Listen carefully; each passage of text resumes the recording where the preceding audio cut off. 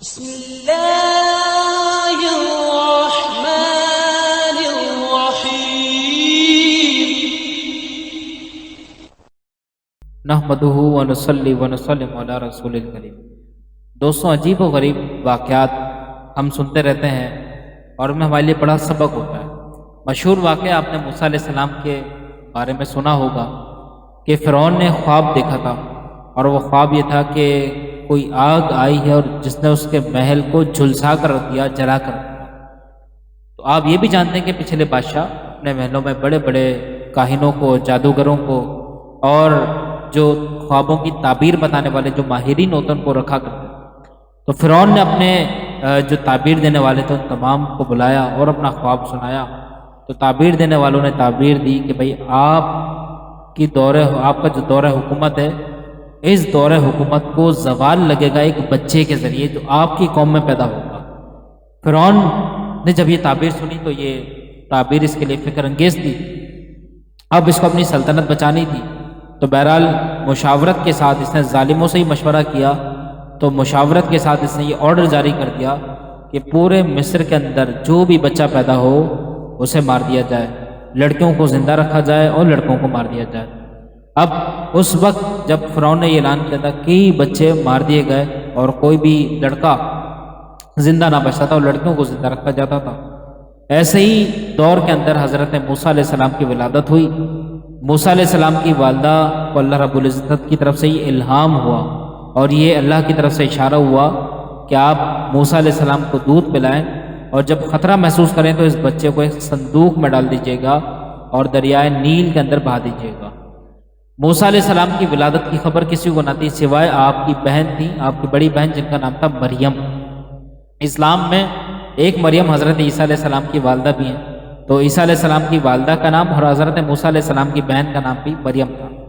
تو حضرت مریم کو اس بات کا علم تھا۔ بہرحال آپ کی والدہ آپ کو دودھ پلاتی، اور ایک معجزہ موسیٰ علیہ السلام کا اس دوران یہ دیکھنے میں آیا کہ بچے چونکہ عموماً روتے ہیں، بلکتے ہیں، دودھ ان کو نہیں ملتا تو بے قرار ہو جاتے ہیں، لیکن موسیٰ علیہ السلام کبھی نہ روئے، اور آپ اس بات کا خیال فرماتے تھے کہ آپ کی والدہ فکر مند ہے۔ تو ایسے وقت میں بھی دیکھیں نبیوں سے سیکھیں کہ بچپن میں بھی اپنی والدہ کا احترام کر رہے ہیں۔ اس کے بعد جب آپ کی والدہ کو خطرہ محسوس ہوا تو آپ نے ایک صندوقچی منگائی اور اس میں موسیٰ علیہ السلام کو ڈالا اور دریائے نیل کے اندر بہا دیا۔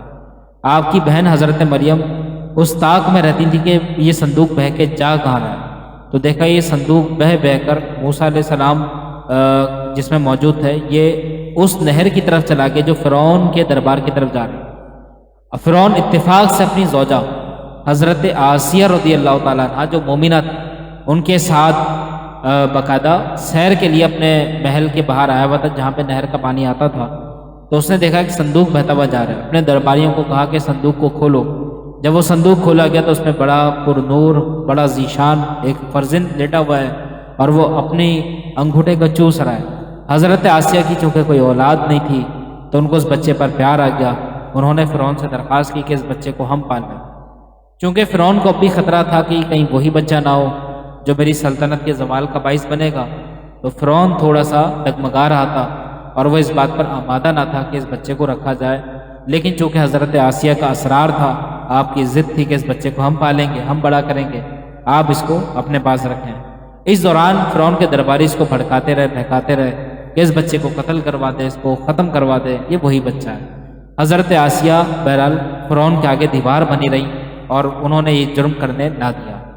اب جب موسیٰ علیہ السلام فرعون کے دربار میں پرورش پانے لگے تو بہت سی دائیاں دودھ پلوانے کے لیے بلائی گئیں، لیکن موسیٰ علیہ السلام نے کسی کا دودھ نہ پیا۔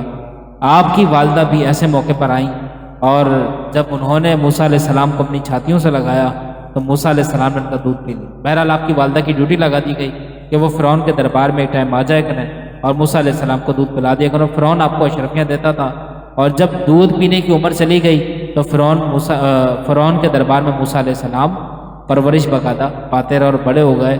تو دوستوں یہ پورا واقعہ کئی کتابوں کے اندر منقول ہے۔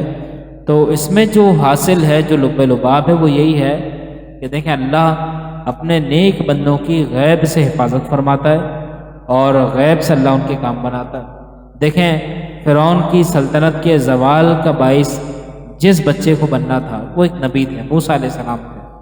تو اللہ نے کس طریقے سے فرعون کے دربار تک موسیٰ علیہ السلام کو پہنچایا؟ تو اس کا جو پوائنٹ ہے، جو مین پوائنٹ ہے وہ یہ کہ جس چیز سے، جس فیکٹر سے آپ تک زوال آنا ہے وہ کسی بھی بہانے آپ تک آ جائے گا، تو ہمیں اللہ سے پناہ مانگنی چاہیے، اللہ سے حفظ و امان مانگنا چاہیے اور اللہ سے ڈرنا چاہیے۔ بس فرعون کا قصور یہ تھا کہ وہ اللہ سے نہیں ڈرا۔ موسیٰ علیہ السلام فرعون پر کوئی مصیبت بن کے معذلہ، نبی رحمت ہوتے ہیں، کبھی مصیبت نہیں ہوتے۔ موسیٰ علیہ السلام نے اس کو آ کر ڈائریکٹ اس کے زوال کا باعث نہیں بنے، اس کو تہدید کی، اس کو سمجھایا، تبلیغ کی، اس کے سامنے ایمان رکھا، اسلام رکھا، لیکن وہ نہیں مانا، تو پھر یہ اس کا انجام ہوا۔ تو حاصل یہ کہ زوال ہمارے اعمال کی وجہ سے ہم تک آتا ہے۔ تو موسیٰ علیہ السلام فرعون کے دربار میں کیسے پہنچائے، یہ ایک نقطہ ہے سمجھنے کے لیے، اللہ تعالیٰ ہمیں سمجھ عطا فرمائے۔